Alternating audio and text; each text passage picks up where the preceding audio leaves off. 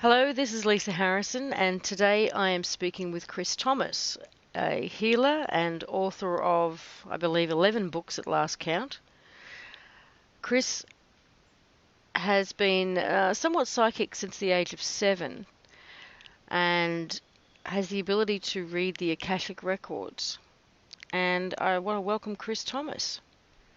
Lisa, nice to be here. Lovely. Now, in one of your interviews, I did hear you talk about having the ability quite young to read auras, and you seemed to develop psychic ability quite young, but it wasn't really supported, and you suppressed it somewhat. I mean, No, well, my mother had comparatively strong Christian views, and so essentially anything to do with any kind of psychic abilities was heavily frowned upon, to put it mildly. So did you really suppress it? Can you do that kind of thing? Can you switch it off, or did you just stop talking about it? Yeah, I suppose so. Like everything else, it was just a question of not working with it. But if Trying you to think of something else to get on. Right, so you could stop yourself from seeing people's auras. Not entirely, but I stopped talking about it and didn't really develop what I could do. And when did that change for you? When I was early 20s, I met somebody who was developing themselves into their own version of mediumship, and so really started to pick it up from there and investigate things much more deeply, and found that I had, like a lot of people do, obviously, I had a very natural healing ability. Mm-hmm. Which I then wanted to develop as much as I possibly could. And you mean just energetic, hands-on kind of healing? Yeah. Well, and also, again, like a lot of healers, I found that I had an empathic response with the people I was working with. So in other words, I could feel what their problems were within my own body. But I've managed to find a way of not hanging on to those feelings, if you like. So by recognizing that they weren't mine, they were somebody else's, I could get rid of them. Whereas I understand a lot of healers have problems actually ending up with an accumulation of their clients' problems.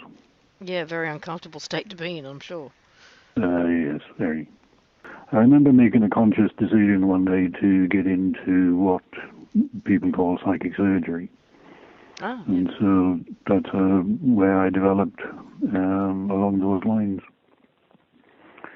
So eventually what I ended up being able to do was to literally read inside people's bodies, a bit like a medical MRI scanner, and actually see in 3 dimensions and in real time what was actually going on. Now, what we've seen here in Australia of psychic surgery is footage from predominantly sort of Indonesia, usually with the agenda to paint it as a fraud, but and it's people literally putting their hands in somebody else's body. Were you getting to that point? Yes, and I decided not to. Again, it felt to me as though I had a clear choice. I could go either way. I could either go into what they call the intrusive psychic surgery or non-intrusive psychic surgery. And I thought putting my hands into somebody's bodies would scare the life out of me and the mind of the people I was working on. And thought I'm not going to go down that route. I actually don't blame you at all. So, I mean, they're quite fascinating. Certainly, it's Brazil and the Philippines, as you say, who have the traditions of doing that.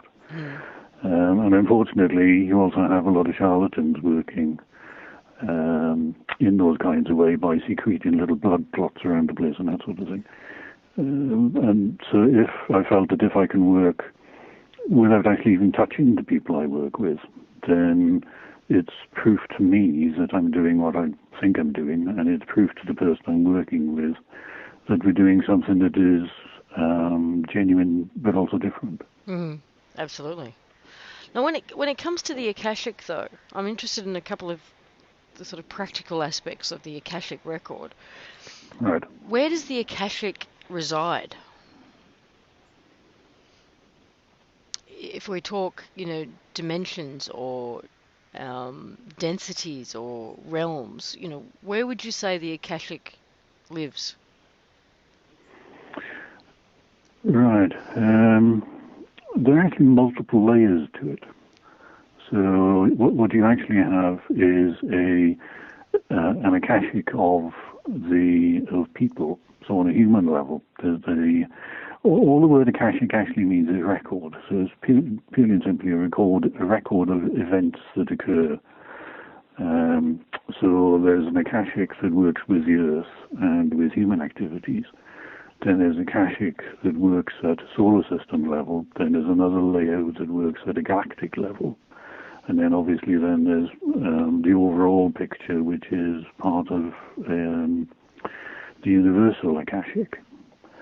And so essentially it's recorded within, in a scientific way I suppose you could say it's recorded within space-time. It's actually recorded within energetic swirls within the actual structure of the universe itself. So how does this relate to what we call the collective consciousness? You could see, yes, you could see the collective consciousness as being one layer of the Akashic. Okay, a layer of it. Yeah. So the Akashic is, let's say as an example, that the collective consciousness is an in the moment repository of the potentials as well as the thoughts and the various potentials in which way these events could go, and yet once it's done, once it's happened, it becomes part of the Akashic? Essentially, yes. We live in a universe that is constructed of the energies of freedom of choice. So literally every soul that exists within this universe has absolute freedom of choice to choose their actions. What you cannot do is to act in such a way that removes somebody else's choice to act freely. And so what you have on a human level, we all have that free choice. So we exercise that free choice in taking the decisions we do to carry on with our lives. But once that decision is made, then a fixed point occurs, if you like. And it's that action that is recorded rather than, as you say, the potentials and the possibilities. So if you wanted to read potentials and possibilities, you'd look at the layer that is the collective consciousness, and if you wanted to look at the history, you look at the level that you call the Akashic. Yes. Okay, that's a good answer. It's an immensely complicated question I don't answer properly. But yes, I mean, that's a reasonable summation of it. There are always potential situations that can and cannot occur. And it then depends on what choice is made, either individually or collectively, as to which direction that potential is taken. Now, you're in Wales. You're, I'll say some form of the English language, because it varies even between Australia and Wales. But So here, English is your first language. So when you say you read the Akashic, does it come to you in words? And if someone whose first language was German, it would just appear to them in German. What does it look like? Is it images? It can be a combination of images, and it's more like thoughts than words. Mm-hmm. So yes, whatever language your brain works in or thinks in, then it would be in that form to suit you. Essentially the way, I don't know about other people, but certainly the way in which I work is that I have a very direct and strong connection with my higher self. Mm-hmm. And so it basically, we work together, if you like, to look for whatever answers I happen to be looking for at a particular time.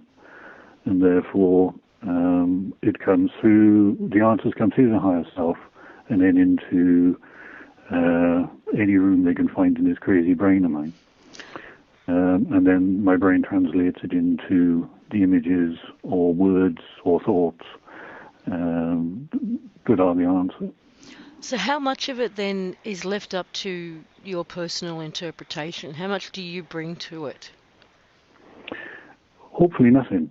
This is what I try to do, because if I'm looking, the way I found that it works best for me is to, if I'm looking for the answer to a question, is to ask that question from about 25 different directions, from as many directions as I can possibly think of, so that what I'm actually homing in on is what is the reality of the situation, what did actually occur. Mm-hmm. Because it is very easy to put an interpretation on it from your own lifetime's experience. And so I try very hard to avoid that by asking, as I say, as many questions as I can think of to try and work out really what the event was. And when did you realise that what you were doing was reading the Akashic? Well, again, it would have been sort of mid-20s, really. And how? So actually, I've never thought about that one.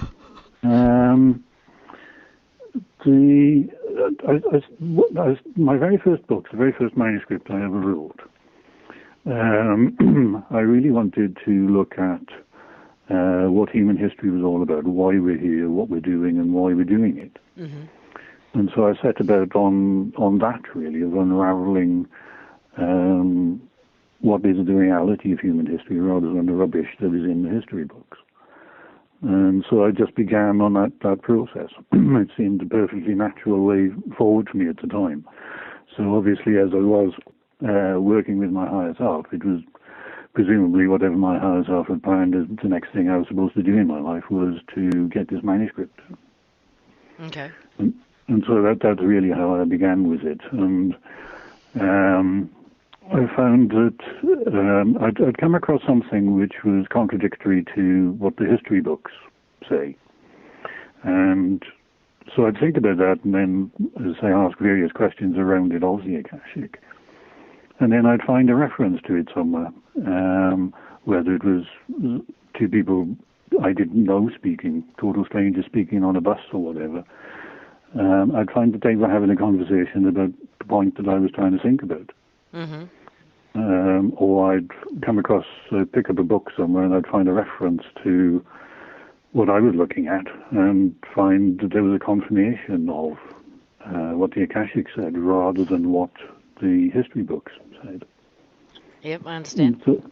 And so really it became a developmental process from that. And I found that every time that I did come up with an answer to something which was contradictory, somehow or other it was confirmed. So gradually then over a few years, I learned to recognize what was the Akashic and what were my own thoughts, and that I could trust what was coming from the Akashic. Now, one of the words that you use, and that I hadn't heard before, is the word Velon. Mm-hmm. Who are they? Or what are they? Within the universe, there are 13 races. 13 races of beings who are, if you like, human-sized. So they're souls of an energy pattern that would correspond roughly to what humans are. Mm-hmm. So 6 of these races are entirely non-physical. In other words, they exist purely as a soul energy. They have no physical form or physical density. But the outline of the energy that they're constructed from is basically humanoid. Right. And 99% of the souls that exist on Earth originate from these 6 races. So we're essentially all humans are aliens, if you like, in some respects. Mm-hmm. But then we have, in between these non-physical races and the full sort of physical human, we have what the Akashic describes as semi-physical races, and there are 7 of them. So these are the guys who are the UFOs, the aliens, and the Greys, and all the rest of it. So they're all part of that 7 semi-physical races. Now, one of the semi-physical races calls itself Velon. Now, they originate from a galaxy that in the night sky is in the direction of the constellation of Sagittarius. There's about 32 galaxies beyond that, something like that. But in the same way as human, you're human, I'm human, we wouldn't call ourselves human. You'd call yourself Australian, I'd call myself Welsh, or Jewish, or Greek, or Christian, or Muslim, whatever it is. We wouldn't say human. And so the Velon themselves are made up of 6 different races, in the same way as I say, you're Australian, I'm Welsh, so that's Australia is one race, Welsh is another race. So the Velon divide themselves up in that same way, and there are 6 of them. They usually call themselves by whatever their race name happens to be, rather than calling themselves Velon. So the 6 races are the Anunnaki, the Hathor, Junda, Jonan, Oa, and Mila. That's what they call themselves. I'm sure a lot of people have heard of the Anunnaki. A few less people probably have called it the Hathor. Some will have heard of the Oa and Mila, particularly Hawaii, I understand. The Oa and Mila concentrated on in their communications to Earth. So that's who they really are. They're Velon, but at the same time have these race names. And now the Velon are a strange race in many respects, in that they've kept themselves very much to themselves. They didn't travel out of their home galaxy, as it were, unlike, say, the Pleiadians or the Greys, who get pretty much everywhere when it comes down to it. So the Velon stayed within their home galaxy, and but somehow or other had a revelatory moment and decided they would come to Earth with the intent of basically removing people off the planet so that they could take over the planet for themselves. Now that sounds like the script from a B sci-fi movie, but this is what they've been doing ever since for the last 300 or so years. Can I just recap that so I make sure I've understood it? That there's 13 races. Yes. That are essentially human-sized. You mean the soul is human-sized? Yeah, human-shaped in any way. 6 of them have no form, they're just energetic. And 99% of humans here on Earth are from these races. Yes. There are then 7 that are semi-physical, one of which is called the Velon, but the Velon have within it 6 races. Yes. So when you say they had a revelatory moment to come here, we were already here then, at that point. Yeah, this only occurred 350 years ago. 350? Well, no, let me rephrase that a little bit. 1,000 years ago it occurred in human time frames. 1,000 years ago they had this revelatory moment. It then took them 650 years to get here. So what about the concept that we have been interfered with for a lot longer than that?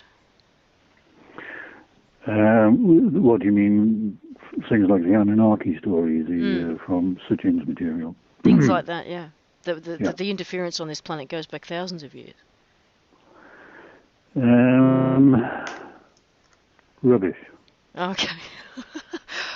Well, even with you...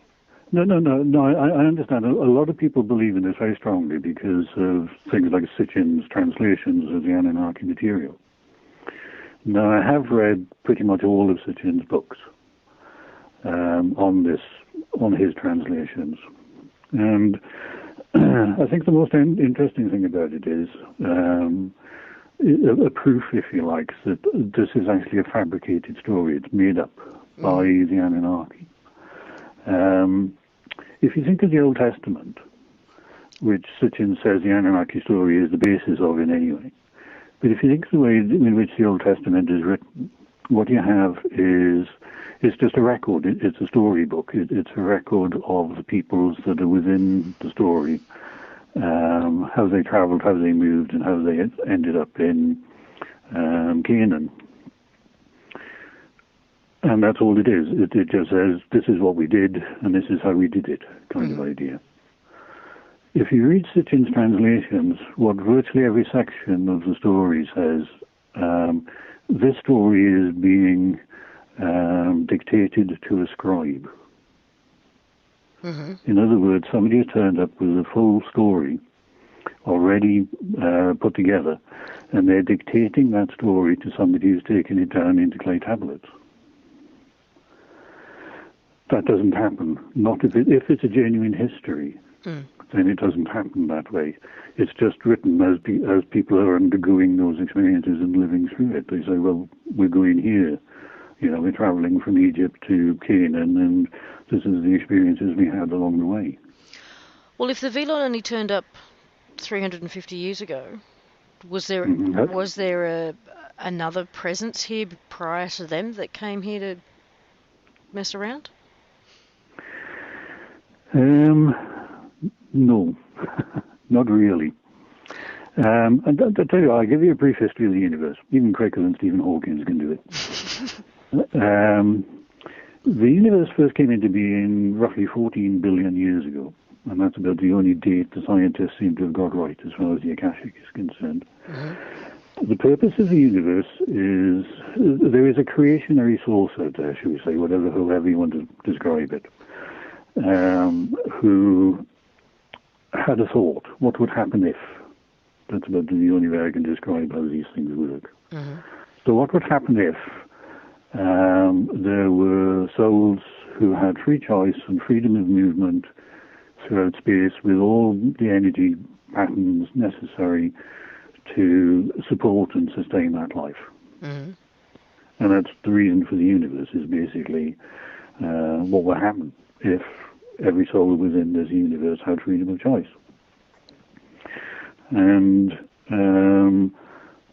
so the first things to be created are the universal envelope itself is a conscious being. It's a soul itself, made up of 13 separate beings, 13 separate souls. But then within that, you have what we look at as a structure of a galaxy is actually a consciousness itself as well, is another soul. So everything within the universe is alive. It is conscious and has choices that it can do whatever it is it chooses to do. But part of the purpose of the universe was then to work with souls who are of this human scale, so that we had choices to be able to move freely around the galaxy, the universe, whatever, and experience and explore whatever it is we chose to explore. So that we were compatible no matter where we went? Yes. Okay. That's how it was originally. And then the 6 non-physical races said, we're missing something. We can interact with every other soul within the universe, but we can't touch something. We can't feel something physically. And so the decision was made then collectively within the universe to think of what would human life be like. So the semi-physical races were brought into being as a sort of halfway stage, as it were. And then humans, or the Earth, started to form, and our solar system started to form. So basically, the 6 non-physical races were first created 100 million years ago. So you as a soul are 100 million years old. And then the semi-physical races came into being, were created specifically to be semi-physical about 30 million years ago. But in between, about 40 million years ago, the solar system started to form and come into being, started to look at what kind of life it wanted to have and how it could express life. So I know the scientific view is that the Earth is 4 billion years old, but that's based on a meteorite that's come from somewhere where nowhere knows where it's come from. That was found on the Earth a few years ago, and they put it through some testing equipment and came up with a figure of 4 billion years, which I think is a complete load of rubbish. And the Akashic says it's a complete load of rubbish. And actually scientists themselves say it's a complete load of rubbish, because when scientists first started working out how old life was on Earth, they came up with a figure of 25 million years. And that's what the Akashic says, is that 25 million years ago, life started to develop on Earth. So does that mean that humans, or Earth humans, are the pinnacle of evolution in terms of a vessel that holds soul mass? No. We're just another layer of experimentation, of choice. Okay. See, every single soul that exists within this universe on this kind of human scale is equal. We're all the same. We're no different, whether we're non-physical, semi-physical, or human. We're all essentially equal. So there's no such thing as pinnacles and developments of development and all the rest of it. It's just purely and simply, it's another level of exploration of what is possible. I guess what I meant by pinnacle is in terms of the most physical vessel. Right, okay. Yeah, in those terms, yes. Yes. Humans are with the densest form of life in the universe, whichever way you want to look at that. Don't forget everything is energy. So we see our bodies as physical, but they're not. They're just highly compacted energy. And so in those terms, yes, humans are the densest form of life in the universe. We're the most highly compacted form of energy forms that exist. Nothing like a human exists anywhere else within the universe. Only within our solar system can human life exist in the form that it's in. So does that mean that all the ETs are essentially interdimensional as opposed to extraterrestrial? They're both. Because ETs cannot exist in their normal state within our solar system. They have to alter their energy patterns and their physical densities to actually for us to see them. This is why you get so many reports of UFOs suddenly disappearing from sight, or you'll suddenly see an ET out of the corner of your eye kind of thing. It's because their energy patterns are entirely different to ours. They don't naturally exist at the kind of energy compaction levels that we exist at. So to come into our solar system, they actually have to alter their energy patterns quite radically to make themselves physical and visible. And what are your thoughts on, let's just pick a couple of the more well-known ETs that are supposedly here, which is the greys and, say, the reptiles. What are your thoughts on why they're here and what their agenda is? The greys are an interesting bunch. So that's your classic ET, about 3 foot tall, so about a meter, just over a meter tall, grey skin and big black eyes. They don't actually have big black eyes. Their eyes are actually bright yellow with vertical irises. It's just the energy patterns within our solar system means that literally they have to shield their eyes, otherwise they get damaged. So you basically wear eye shades. They have physiological problems. They see their bodies as being unstable and in the process of deteriorating. And so they've come to Earth to learn about human physiology, to see whether they can learn about a more physical form that they could adopt for themselves to make their body stronger. So that's essentially why the greys are here. That sounds like nature made a mistake somehow in making it. No, not really, because everything is an experiment. Nobody knows what these things are. This is why we're here, is to find out what happens. And the reason why the semi-physical races are there is to find out what happens. And so, as far as the Greys are concerned, that's how they see their body, and they have slight problems with it. They're being resolved. There's not a major problem ultimately to sort the Greys out, but they're here as much out of curiosity as anything else to see what they can learn from humans. Do they pose any real threat to humans? No. Nobody does, other than the Vellon.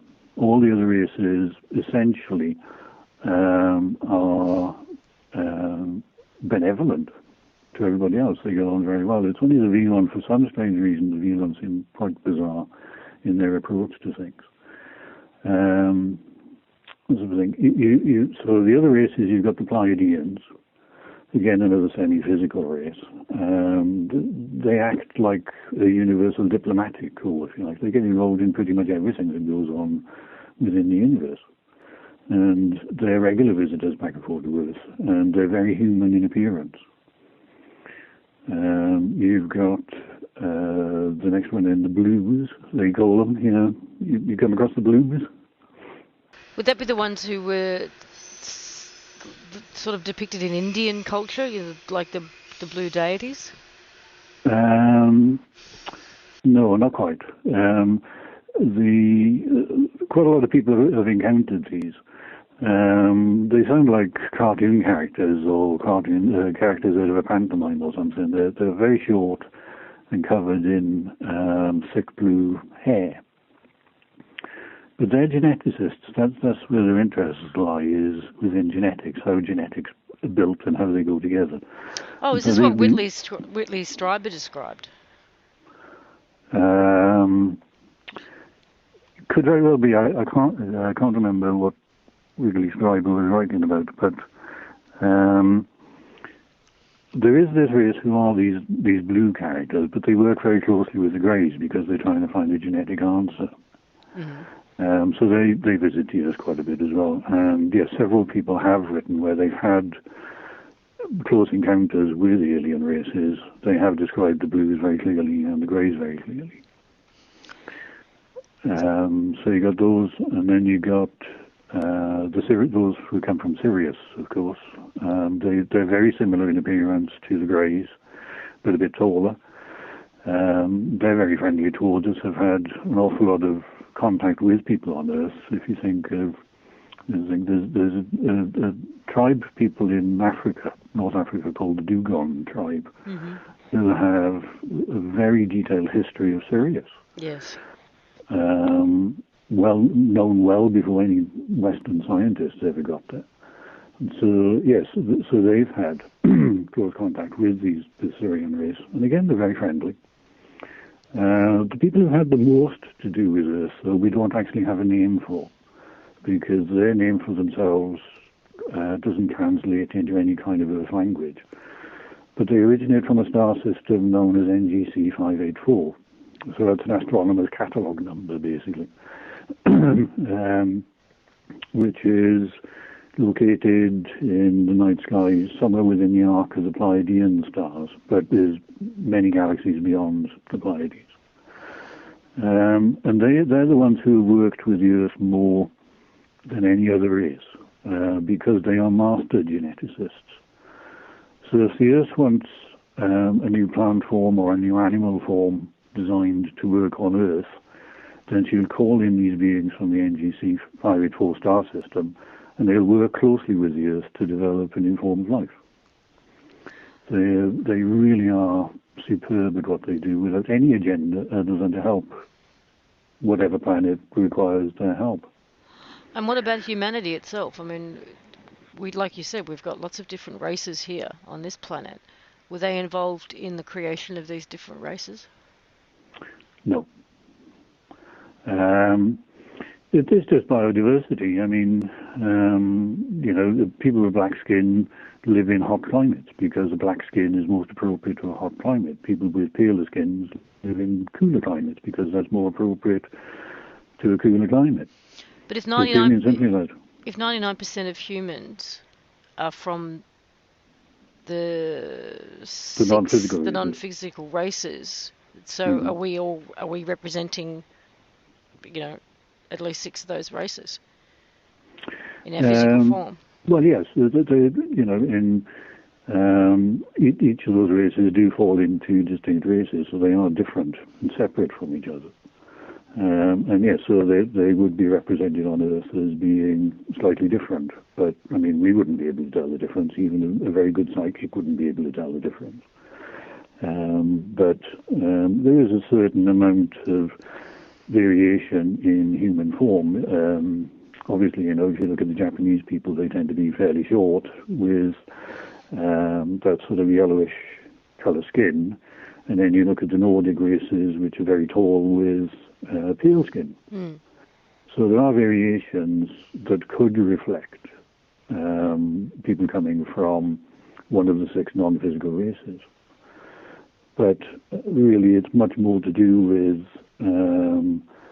human genetic patterns and energy patterns within particular regions that create the variation in human form. So you said that... Okay.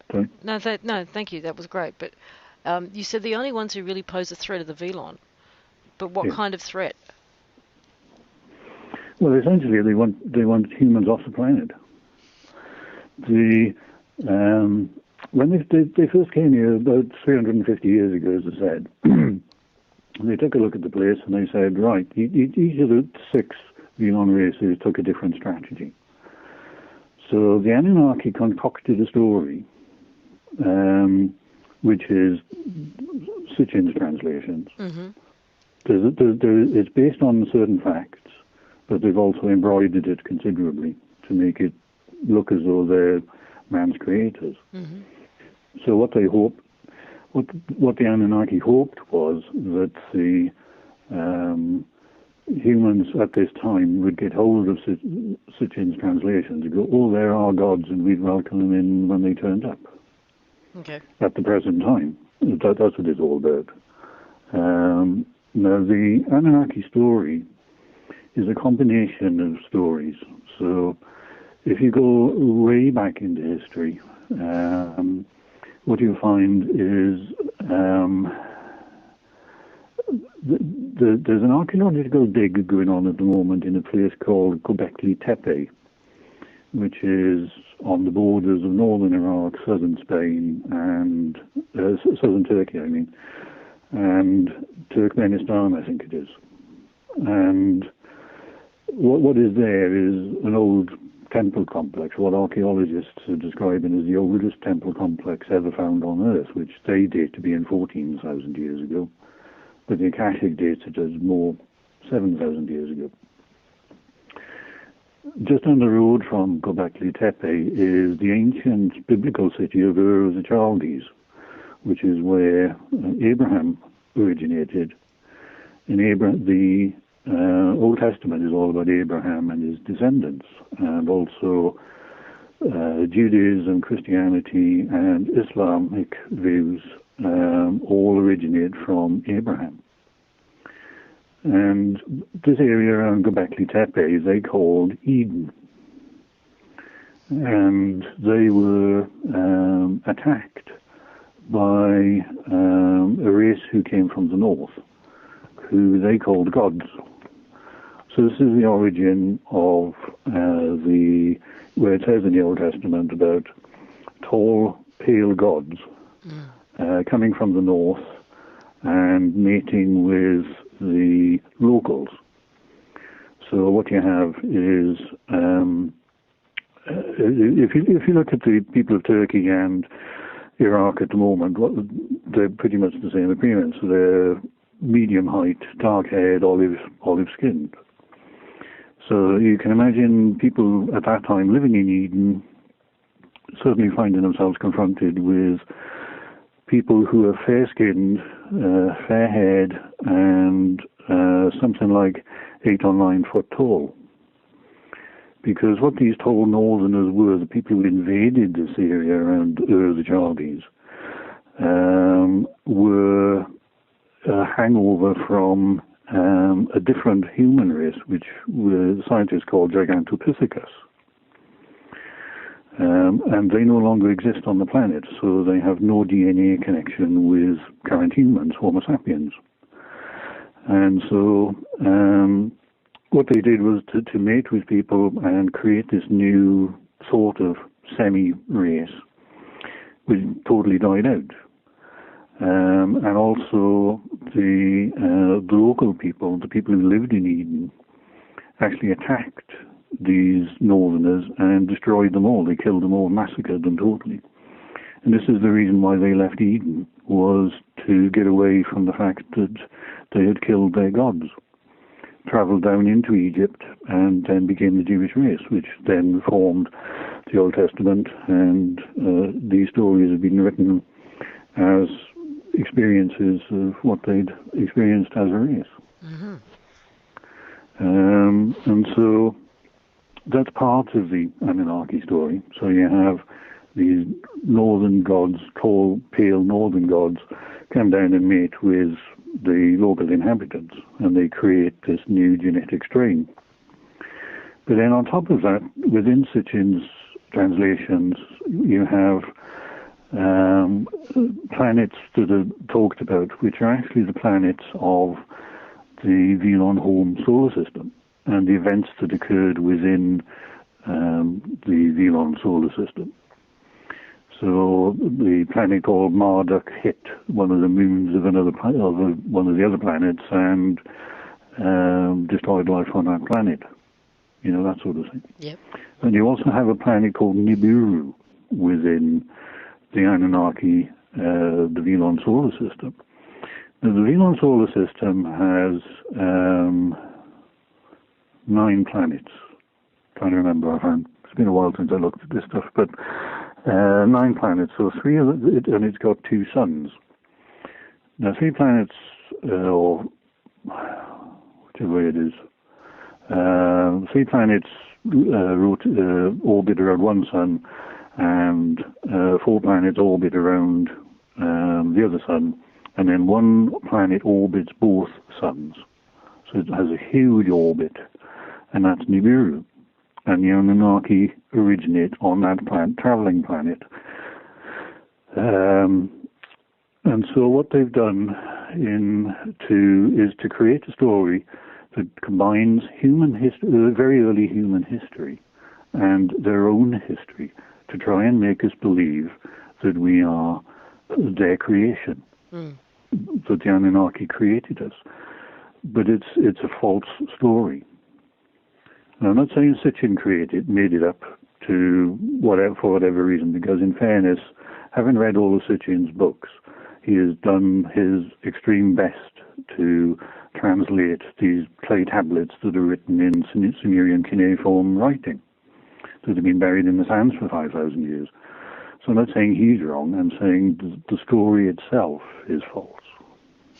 But if they've only been here 350 years, we weren't doing a real good job of it before then, either. So... well, no. If you want to look at human history, then it's very different, again, to how the historians view it. As far as they're concerned, early form of human life appeared on the planet. I don't know what figure they put to it these days, about 40 million years ago, something like that. And we've slowly developed since. And that's not correct. No. What we have is we have several different forms of very early humans, potentially, living on the planet. That the Earth herself is a consciousness. She's a soul that creates life. So the animal and plant life on the planet is actually a creation of hers. The Earth herself chose and designed Earth and plant and animal life. With the help of that race that you mentioned earlier? With the help of that race that was mentioned earlier, yeah, the NGC 584. As part of that, obviously she also developed human forms, because that was the purpose of our solar system, was to explore the potential of a human body form. Now, every single planet within our solar system supported life at that time. So when life began 40 million years ago within our solar system, every single planet had life on it. And there were 13 planets originally, not the 9 we currently have. And 4 of the planets disintegrated, for want of a better way of describing them, because if you think of a planet as being a soul, a consciousness within its own right, then it has the choice that every other soul within the universe has. And they decided they did not want to be a part of this human experiment. And so they decided to leave the solar system. Unfortunately, that created difficulties in that 2 of the planets exploded. And what they did was to rip through the solar system and destroy all life on all the planets other than Earth. Earth herself came very close to giving up, and we nearly lost all the life on the planet at that time. This was 3.8 million years ago. So that's where your dinosaurs were destroyed, and all the rest of it was 3.8 million years ago. And but the Earth decided to start again. And at that time, what she did was to develop Cro-Magnon man. What we know was Cro-Magnon man. Cro-Magnon. And what you find is Cro-Magnon man is located on every single continent at the same time. So where the paleoanthropologists start digging around looking for old bones, what they find is that our ancestors, Cro-Magnon man, which later developed into Homo sapien, originated spontaneously 3.6 million years ago on every single continent. But they don't want us to know that there's an awful lot of what is buried beneath the soil that remains hidden, quite deliberately by scientists. On one level, it's to do with they don't want to do anything that contradicts the Bible. That's written into the charter of all archaeological associations around the world. And also, of course, what you got underneath it all is this Anunnaki story, which has been going around for a very long time. And the higher levels of the Freemasons, for example, and the Illuminati firmly believe in that story. And that is what they're trying to present as fact to most people. But when you start looking properly at archaeological research and paleoanthropological research, you'll find that every single continent on Earth had Cro-Magnon arrive spontaneously 3.6 million years ago. Yeah, well, that doesn't really sit well with the whole... No, it's all a pack of lies. It's history, human history as far as it's presented in its official sense, really bears no resemblance to the reality of what has gone on Earth. But even when I made the comment that we weren't doing a great job of it, I mean, even if we just looked at the last sort of 1,000 years in terms of the war and... Well, sure. No, I was coming to that. So what we have is, 3.6 million years ago, we start off with Cro-Magnon man. And that developed very, very slowly. I mean, let's face it, you've got a nice life, haven't you? You know, you're wandering around a planet that is free of pollution. You've got all the food sources you could ever possibly want. There's no wars, there's no battles, there's no animosity between peoples. Why would you want to change? There's no worry about what you want to do when you grow up and earning a living and paying the bills. Yeah. And so that's what they did. They didn't need to develop very strongly. So this is no sort of I'm not criticizing Cro-Magnon man, as it were. This is not a prejudice against them, but essentially they were more like animals than they were humans, because they didn't have a whole soul within the body. What they had essentially was a group soul. So, as you were talking earlier about a mass consciousness, then essentially they existed on that kind of level. So they existed within a mass consciousness, but weren't really individuals themselves. And what was needed, or what was part of the purpose of this universe, was to find out whether we could have individual human beings. Mm-hmm. And Cro-Magnon was very, very slow in developing into a body form that could accommodate a whole soul. So what we had was our friends from the NGC 584 star system were asked by the Earth to come and investigate what the problem was. Why were Cro-Magnons so slow in developing into a full human being? And they took up residence on Lemuria. This is where Lemuria comes from within our mass conscious memories, is that it was somewhere where humanity was investigated as to find out why we were so slow in developing.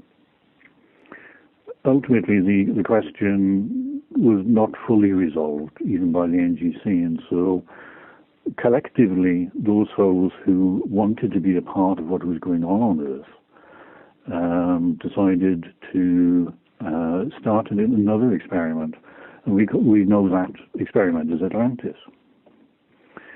Now, Atlantis did exist. It was a major continent that spanned between the coast of Ireland and the Caribbean basin. And at the time, the continent of South America was much further out into the Pacific than it is now. And so what we did on Atlantis was to genetically manipulate the basic body form of Cro-Magnon. When you say we, what do you mean we then? All those souls of the non-physical races who wanted to come to Earth to experiment what it is like to be physical and human. Okay. So we were doing that from a non-physical perspective, though? No, because what we wanted was a physical body. Okay. So we worked with Cro-Magnon's body form, but developed it, accelerated development. Mm-hmm. And we ended up with a human body form that fulfilled all the requirements that the Earth had set for herself and that the 6 non-physical races had set for themselves, which is a physical human being who is capable of accommodating the whole of the soul of one of the non-physical races.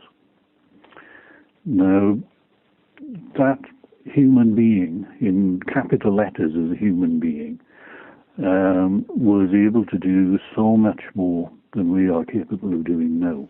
Mm. So in other words, it was highly developed psychic capabilities, psychic potential. We communicated to each other psychically. We could communicate with all living things psychically. We needed very little in the way of food because the body was very much less dense than we were used to. And so as far as the Earth was concerned, we had achieved what she set out to achieve, which was a perfect human being that fulfilled all the criteria of everybody within the universe. So what went wrong? Energy, unfortunately. And it's always energy. Everything comes back to energy in the end. What we found was that the Earth herself resonates at a frequency of 7.56 cycles per second, or 7.56 hertz. Mm-hmm. And that base note frequency of the Earth is the base chakra, the root chakra of every single living thing on the planet resonated at 7.56 cycles per second. But that frequency was too low a frequency for the whole of the soul to remain intact within the physical body.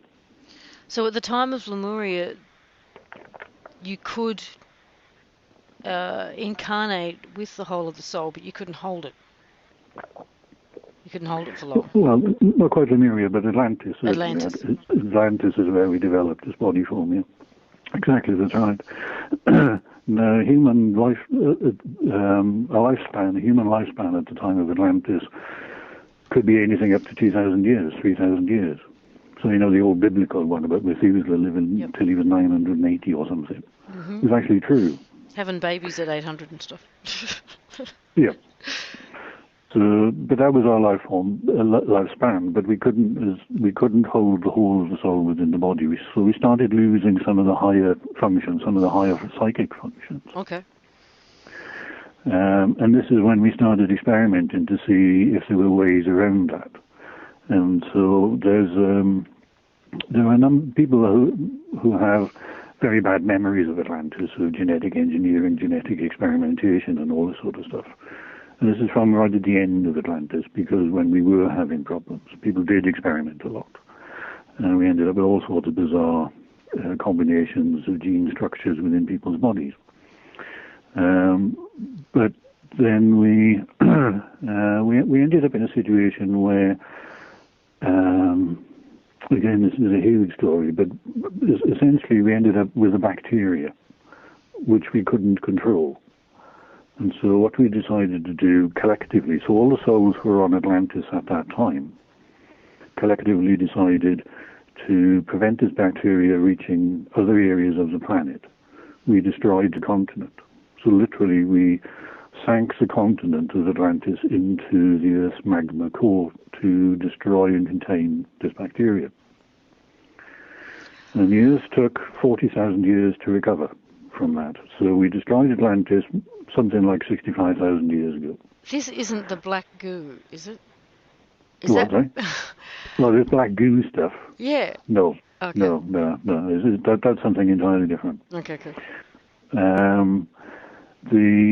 So we destroyed Atlantis, and it took the Earth 40,000 years to recover. And so we came back to the Earth 20,000 years ago.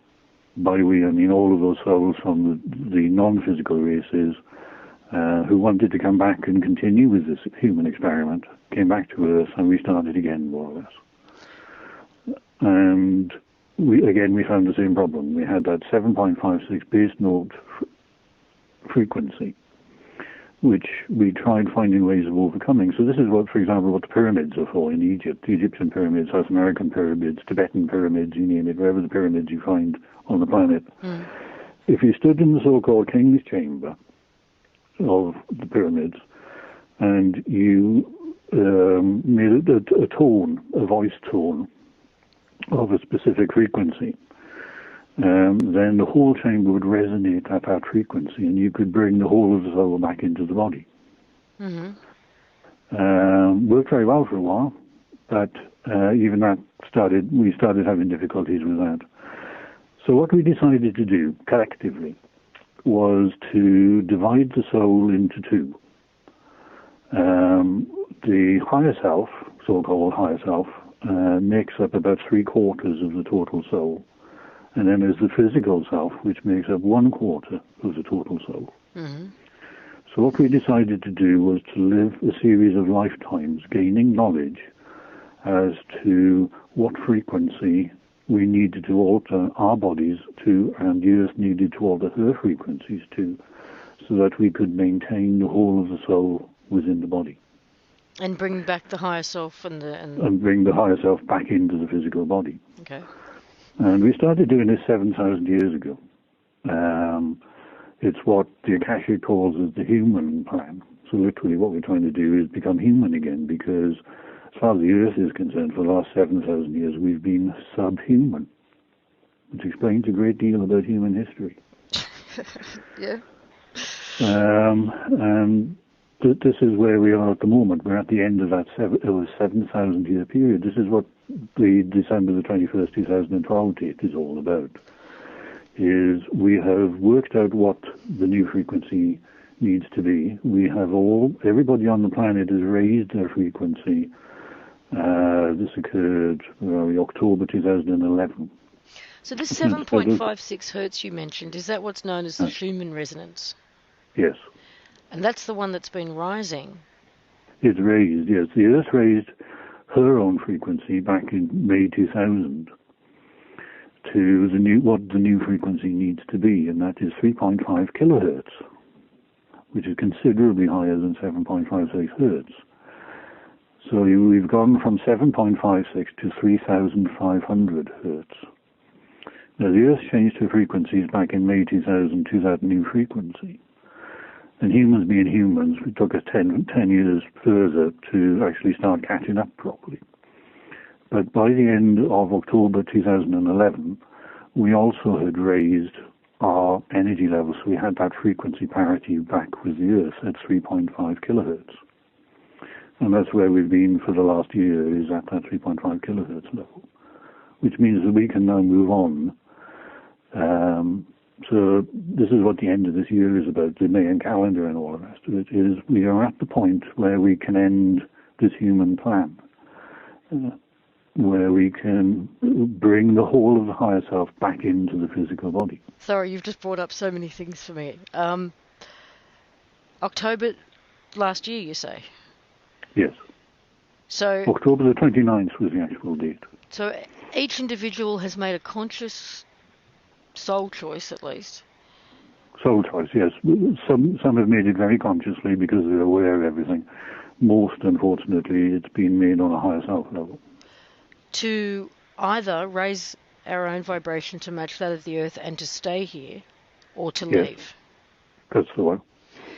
Yep. When do you... Because I personally had an experience around this time last year, sort of end of August, beginning of September, where I felt a huge shift or split within the collective. That people had made a choice at that point. Mm-hmm. And this could be the choice they made. Well, actually, the choice was made in 1996 originally, because there's new energy patterns began in 1996. They've been building up through the years up until last October. Maybe I'm just a bit slow on the uptake. That's the one. Well, I mean, in fairness, we're operating at a frequency that is well below what we need to be. And we're operating with only 1/4 of our full knowledge and potential within the body. So it was inevitable that humans were going to be slow in catching up with things. So, there's no criticism for what our activities anywhere throughout the universe. Trying to understand what it is we've been through, because we've been through one hell of a lot. Humans collectively have been through the mill, literally. We've been through every single possible experience that could ever be on Earth in order to learn and understand and to find a way of bringing back the whole of the soul back into the body. Well, this is a subject that's come up many times on the radio show that I do and in my various interviews about the numbers of people who are choosing to leave the planet right now, and in the most amazing ways. The suicide rate has gone through the roof. Yep. I've had reports from both federal and local and state police that they're under orders not to talk about how many people are committing suicide, jumping off trains, in front of trains and off bridges and things. Murder-suicides, freak accidents. Freak accidents. Exactly. To give you the kind of scale we're talking about here, in 1996, according to the Akashic, the world population peaked at 7.4 billion. Okay, that was the human population in 1996. Now, mind about the official figures. October last year, the Akashic said that the human population is between 3.8 and 3.9 billion. So how can we be getting told it's more than twice that? And having that justified? Propaganda. It's propaganda. It's fear-mongering. The Illuminati-led governments want us to believe that we're running out of resources and that they need to take greater and greater control over the population so that they can control everything that goes on. This is what the New World Order is all about. If you look at something like the Georgia Guidestones in America. Yes. Lovely piece of artwork they are, aren't they? Well, 1979 they were built, and it says in 8 languages that the Earth's population must be reduced to a sustainable 500 million. Yep. If you look at the UNCED agreement in Rio de Janeiro in 1992, it's written into that massive document that government policy of all the governments who signed this document is to reduce the world population to 500 million within this century. It gets mentioned in Agenda 21 too, I believe, isn't it? Yeah, well, that's what the UNCED document is Agenda 21 on the Biodiversity Treaty. Yes. So that's their stated aim, is to kill us off in any way, to make us malleable and do whatever it is they can to us to kill us off, whatever.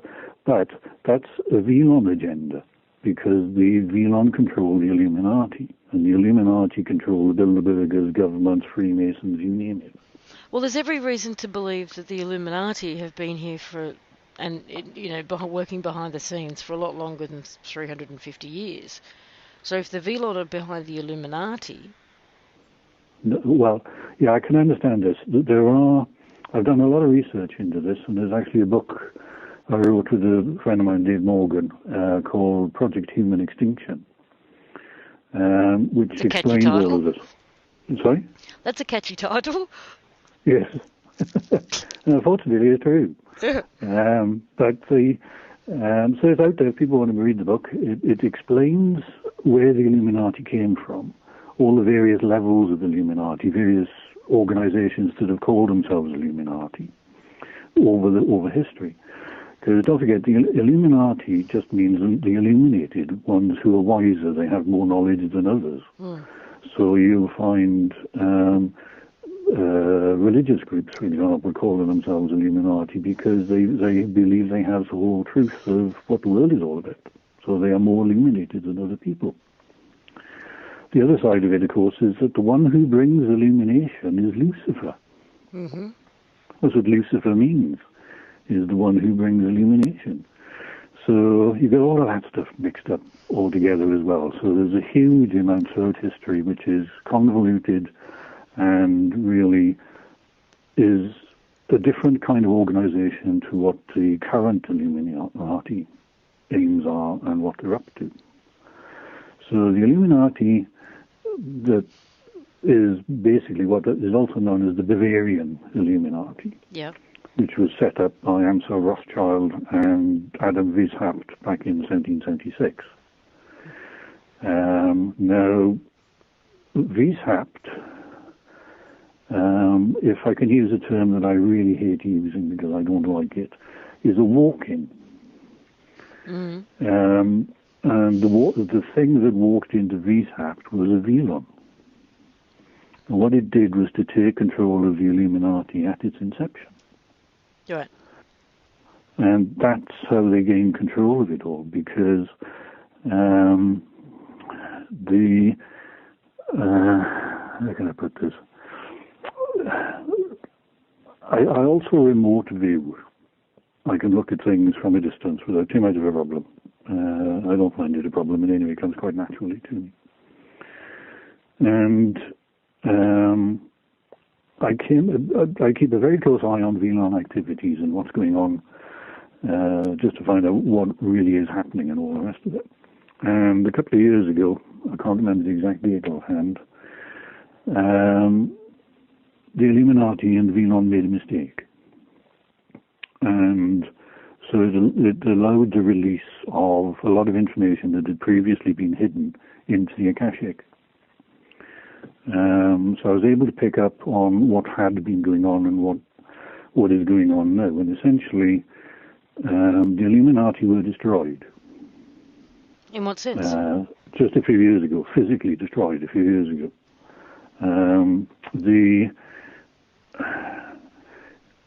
If you're working on a soul level rather than a physical level, then your lifespan is very different. And so this is what the Illuminati were all about. Virtually all of the original members of the Illuminati were still alive 350 years later as the Illuminati. And this is under the Velon influence of... So literally George Washington was still alive as an Illuminati 3 years ago.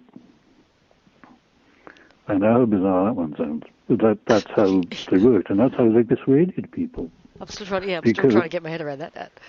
Yeah, well, think of it. If somebody comes to you and says, I can make you immortal in your physical body if you work with me and use the powers that I have available to me, then an awful lot of people will go along with that. Yeah, that's quite attractive to some people, I'm sure.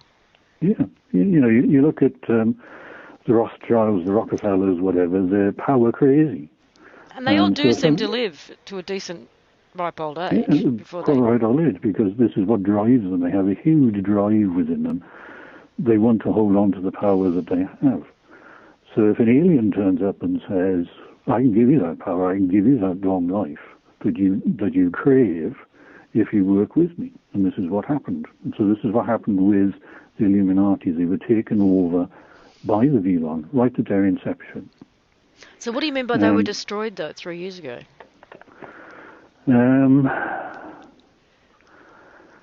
It's a very convoluted story, that one. But essentially, because of these energy changes that are going on the planet, then certain things of Vlon activity and Illuminati activity couldn't be maintained. Mm. And it broke some of the energy patterns that the Vlon were using to maintain their hold over the Illuminati. And by doing that, it literally blew some of the Vlon energies off the planet, which literally blew the bodies of the Illuminati apart. Oh. Because they could no longer be sustained by the Vlon frequencies. So it's basically that kind of process that went on. It was only a few years ago. So you also said you said this energy or this information was released into the Akashic. Were they actually able to hold information that and stop it from being released into the Akashic to be read? Yes, if you have sufficient energy potential, which is what the Vlon were deliberately doing, using some of their energy patterns to create a blank, if you like, within the Akashic, or to not allow information to be released of events. Mm. Then yes, it can be done, but it requires a vast amount of energy to do that. But this, unfortunately, is what they did. And anyway, I'll give another plug for that book, if you like, the Project Human Extinction, because it's got the full details and dates of this event and everything else in it. Okay, great. But that's what happened, and the pattern broke. And so it meant that the Illuminati effectively lost their power. And that gap was filled by politicians.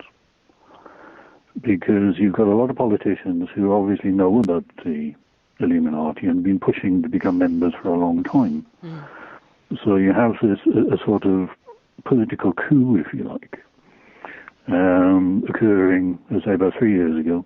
And so the whole situation started to shift a little bit. So the Vlon energies were disrupted and broken. So in other words, literally the whole pattern of their power base of the Illuminati broke at that point, and it could not be reconstructed.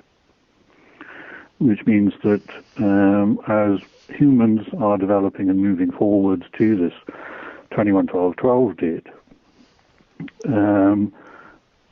the energies that are holding us back and causing us a lot of problems have been broken, so there's nothing holding us back anymore.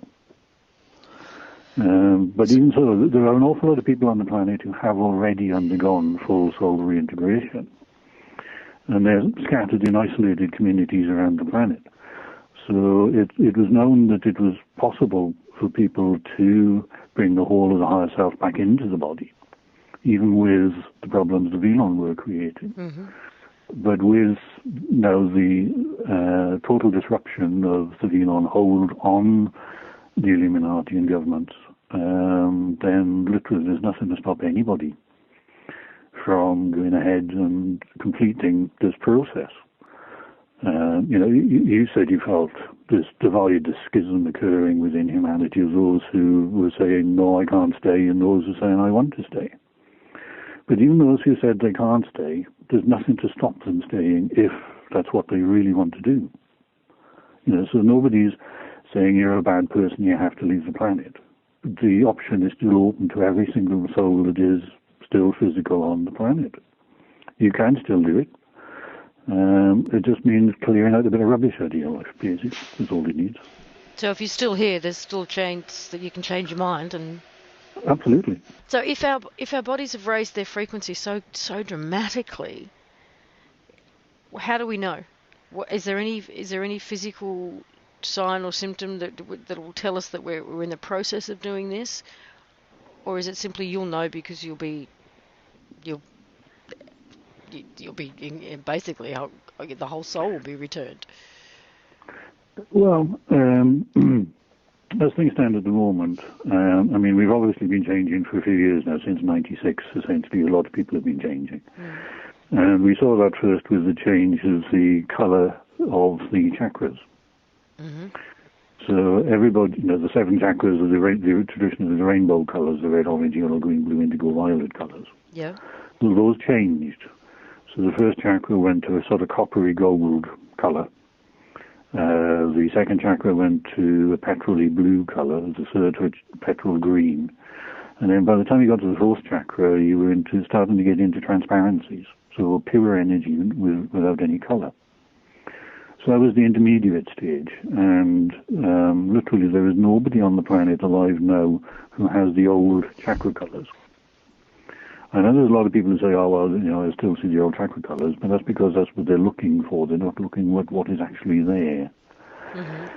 And then after that, it changes to a transparency. So all the chakras become totally transparent. And then the next stage is the chakras disappear altogether. Because what the chakras actually are aspects of the soul within the body. They're just concentrations of soul energy at particular points within the body. And each point relates to each of us as a person, as an individual, also on an emotional level and a physical level. So if you can read the chakras to work out why you've got health problems, for example, because let's think. Everybody has problems with the abdominal organs. The third chakra organs. What the third chakra has dealt with or continues to deal with, is a personal power, issues of personal power, how seriously you're taken by others around you, and the emotions connected with those situations. So, for example, the liver deals with fear and guilt. The gallbladder deals with anger. The stomach deals with literally things you can't stomach. And the intestine deals with the emotions that we're trying to process but haven't quite dealt with. So everybody's got problems in this region. I mean, this is why diets never work. It's got nothing to do with the food we eat. It's about the emotions we haven't expressed. And so where people are having major problems is within the third chakra, particularly in the liver, because there's an awful lot of fear in the world at the moment. So this is what a lot of people are dying from, is things like liver disease, liver cancer, whatever. Is because that fear builds within people, and they don't understand where it's coming from, then they can't express it, and so the liver eventually just breaks down and collapses. So that's how the chakras worked within the body. Literally, it was the way for the soul to communicate to us, to say, you're going wrong in life, you need to change a direction in life, and here's a symptom of illness to tell you how to do it. Right. I've worked with this for over 30 years, and I've never found anybody who falls out of the chakra patterns on the planet. All the thousands of people I've worked with as a healer, everybody, single person on the planet, falls into the same identical patterns related to the chakras. So it does work, and it works extremely well. You can tell somebody's personality just by what their symptoms are. Yeah, right. But as we bring the higher self into the body, we don't need the chakras any longer, because the communication from the higher self is instantaneous. So we don't need the slightly separate chakra divisions that we had before. So that, if you like, is the penultimate stage, is where we have no chakras. We've brought as much of the higher self as we can into the body for now, until we're ready to make that final change into full consciousness. And there are quite a few million people around the planet in that state at the moment. So is that final stage December 21? So December the 21st, it should have happened before. We had, if you like, the year between the end of 2011 and the end of 2012. We should have had this year where we sorted ourselves out, and people gradually changed. So from the end of October last year, they could have changed throughout this year. Mm-hmm. But because of all the political shenanigans that are going on and the very deliberate attempt using things like HAARP to hold us back and prevent this change from occurring, then obviously it's been a bit more of a fight and a struggle than it was intended to be. It's been an interesting year, actually, in terms of the fear-mongering and the supposed events that we've been told will take place, and what's actually happened. Yes, You know, there's very little in comparison. Yeah, very little. Yep.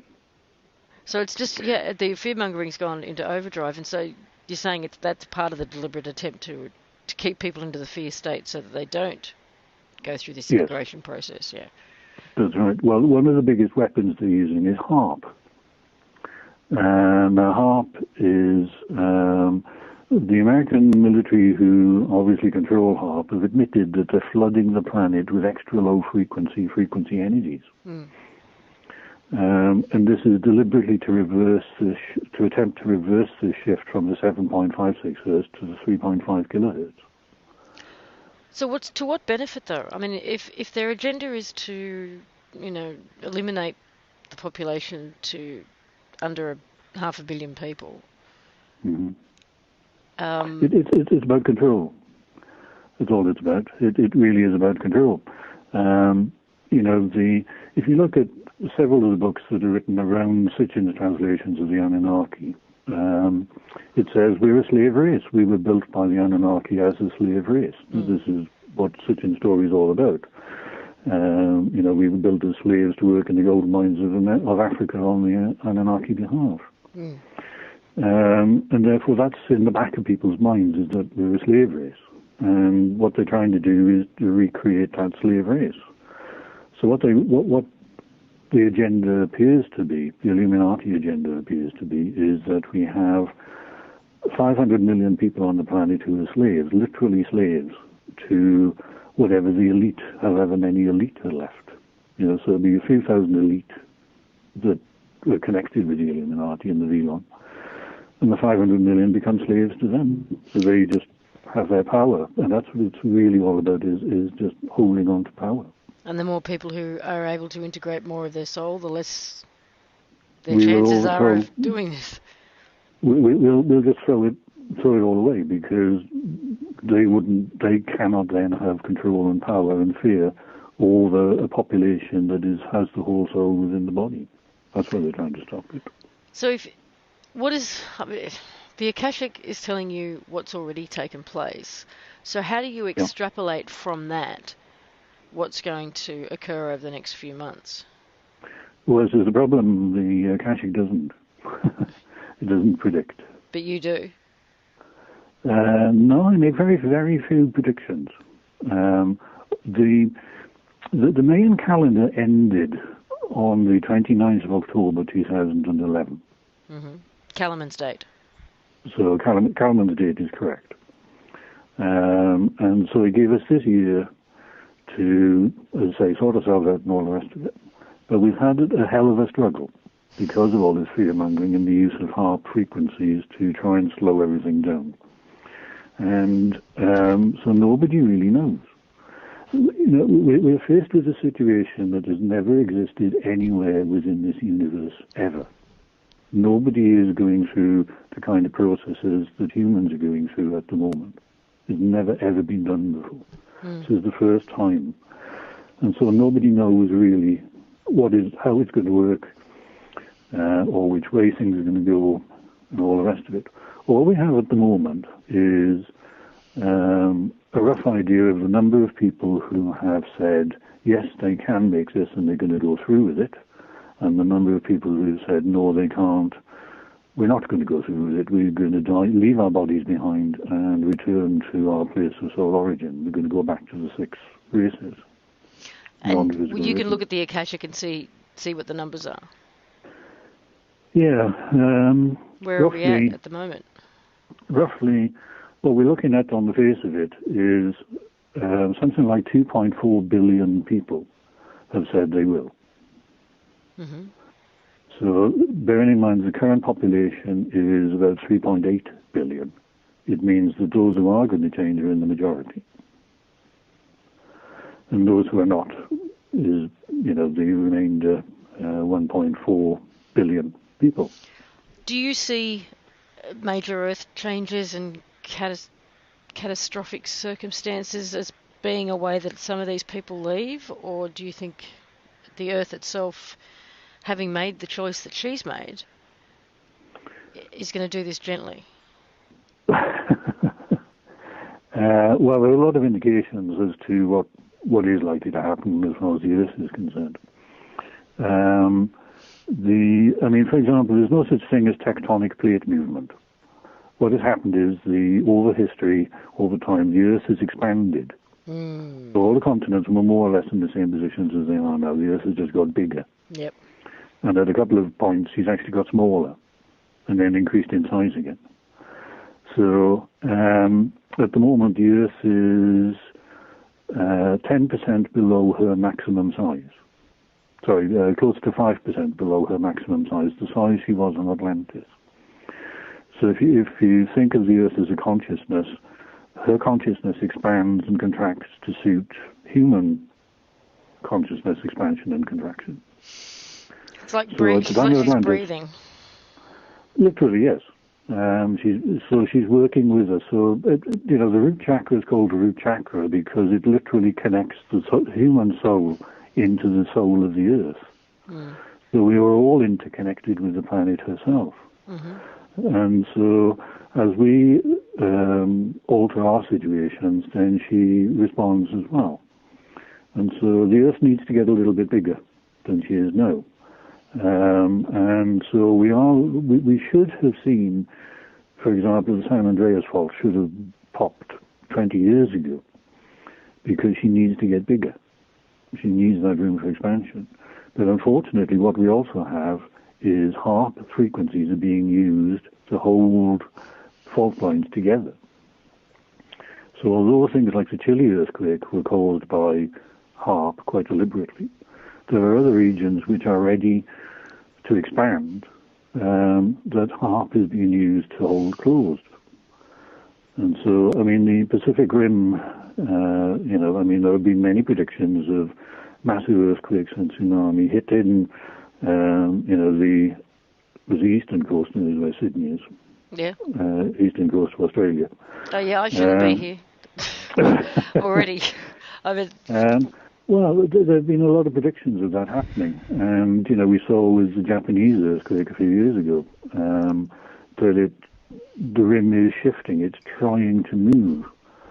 But as I say, HAARP is being used to stitch it together and prevent that from happening because they don't want the Earth expanding to full consciousness in the same as they don't want people moving into full consciousness because then they lose their control. It's an immensely narrow-minded, ridiculous view that the Illuminati have. But that's what they seem to have. They're determined to prevent this change from occurring because then they lose their position of power and their controls. So does that mean that when she finally does get the opportunity to expand, she's going to do it sort of rather sharply and quickly? It'll be spectacular. Yeah. It'll be spectacular, yeah.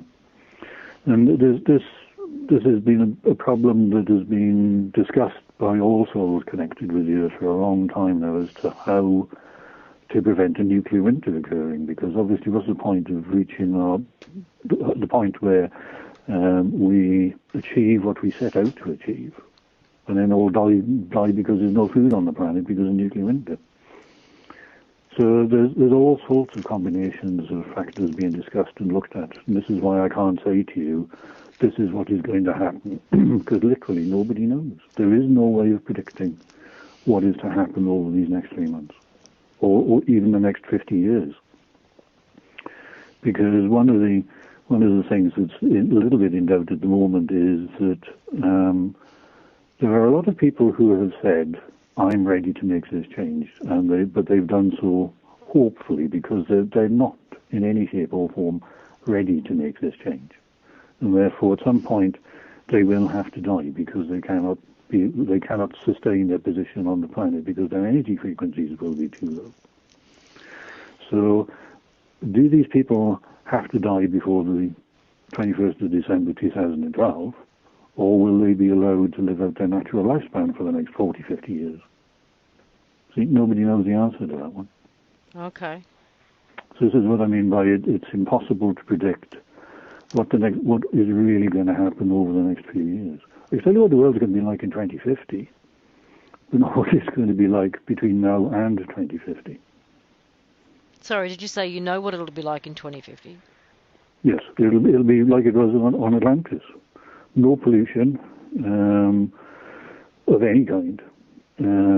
We'll be able to psychically communicate with each other, communicate with every living thing, freely travel around the planet by translocation, which is literally all you got to do is remote view a spot, think about it, and you can move the body along with the thought, and so you can shift continents just by thinking about it. But how do you know that? That kind of life is what we should be living, and we will be again. But and for those who make this change by 21/12/12, will be able to do so almost immediately. So is there anything we can consciously do to make this change? Work with your higher self. That's all that you can really do. The best thing to do is to make sure that your communication with your higher self is as strengthened as possible, and that you listen to what your higher self is saying to you. Now, I know a lot of people complain about, my higher self is trying to say this to me, but I want it in writing because I want to know what's being said so I don't miss it or misunderstand it. And it doesn't happen that way. Communication from the higher self is basically intuition. So you can be doing something and you think, what I really must do is this. I must sort out the situation with Great Aunt Elsie. It's been hanging on for years and years and years, and I've never done anything about it. That's communication from your higher self. Uh-huh. Because literally, by leaving situations unresolved like that, you're holding on to all the emotional issues and problems that you've never sorted out and let go of. And literally what that does is take up space that your higher self could occupy within the body. So we need to clear all of those out. What about relationships? Can I plug another book? Absolutely. Right. Well, my latest book is called Synthesis. And what it does is to go through basic overall history of humanity and what's been going on. But most importantly, what's in the back of that book are some exercises for people to do for themselves. And what it does is it's a series of meditations where you can work with your higher self, reinforce the connection with your higher self, so communication becomes so much easier.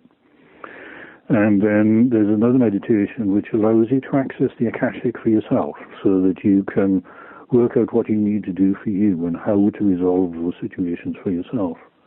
And there are a few other exercises as well in the back of that book to help you clear out this emotional debris that's within your system. It's not impossible. If people want to go through this change, this soul reintegration process, there is absolutely nothing stopping them from doing so. Even if they said, no, they don't want to do it in the past, doesn't matter, they can change their mind. As long as they're prepared to put the work in to do it. And all that work is gaining this connection with the higher self and clearing out the emotional debris. And that's it. That's all you need to do. It all sounds so easy. It is. I've been working with quite a few people over the last few years who've been looking at this process for themselves. And they're scared stiff for doing it to start with. They are absolutely petrified of actually taking responsibility of looking at what their emotional problems are or dealing with Great Aunt Elsie or whoever it is in your life. And then they start to do it, and they suddenly realize everything. It's hard to start with, but once you've started, everything starts to fall into place. I mean, everything, your whole life just smooths out and all the problems disappear because you resolved that situation.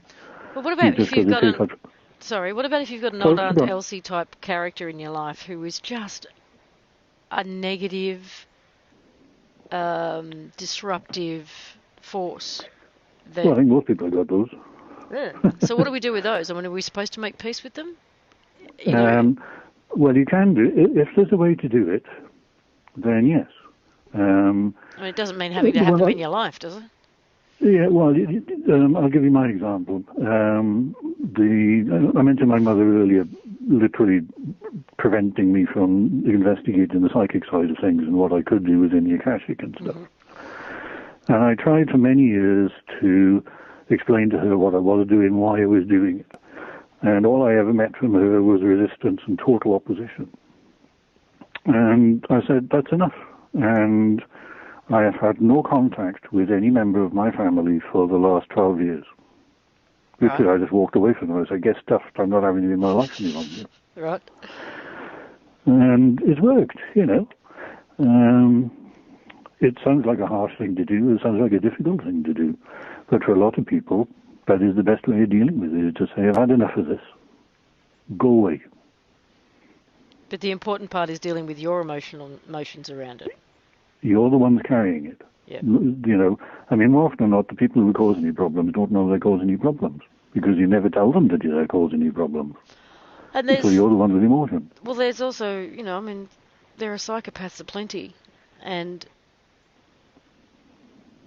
many of us have to deal with exactly. But many of us have them in our lives and in our personal lives, and they know they're disruptive. Yes. So that is what you have to do, is walk away from them. Get rid of them out of your life. But the whole, you know, a lot of the new age talk is, you know, you've got to be light and love and forgive and you know. No, if I could use a very English word for that, bollocks. Bollocks. We know that one too. Good. I thought the Oz might. But it's true. I mean, you know, this thing, you know, I've had people come on to me, emails, whatever, and say, oh, well, surely we must love the Velon because, after all, they're only misguided. And that's where that word comes in. You know, it's utter rubbish. I mean, why do you want to love your enemies?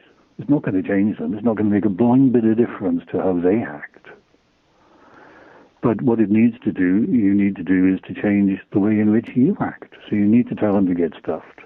And you need to sort out this emotional debris that you're carrying around with you. Yep. You've got to let go of the emotional stuff that you've got going on with them. And yep. You do that, you're there. Literally. You can change overnight. Agreed. That's all it is. Agreed. Yeah. And that's it, you know, people see it as difficult and all the rest of it, but it really isn't. As I say, I've been working with many people over months now with emails, and that's what they're finding, is that once they start, it suddenly becomes very, very easy. Everything falls into place. Their life, all the problems in their life just smooth out. They're gone. Trouble-free. Everything just happens exactly as it should be, and they know they're ready. Do you, in your healing work, do you work with people remotely? Or do they have to come in physically see you? I have done in the past. I tend not to at the moment. The reason for that is, in trying to find out what the Velon are up to, they've been watching me quite a lot, and I've been attacked quite severely by the Velon. Energetically? Which has resulted in a lot of physical damage to my body. Right. And so my concern is that if I go off and remotely view somebody for healing work, and I then making them a target for the Velon who are watching me. Gotcha. That I really don't want to do, because, you know, that then becomes not very clever. Mm-hmm. So I will still do it sometimes, but I need to be extra careful to make sure that there are no Velon watchers, or even NSA watchers, because they're under NSA watch a lot of the time as well. Mm. Oh, well, hi. Hi, if you're listening. And as for your books, they're available from Cygnus, aren't they? So it's cygnus-books.co.uk. Yes, Amazon have banned them all. Oh, that's good of them. Yeah, they have never, ever... I know quite a few people who have tried ordering through Amazon, and they tell you they're unavailable. And Amazon have never, ever placed an order with the publishers. You're being blacklisted, Chris. Afraid so. Must be doing something right. You must be. That's always a good sign. Yes. Well, I want to thank you very, very much Well, pleasure to speak with you. Hope you made some kind of sense along the way.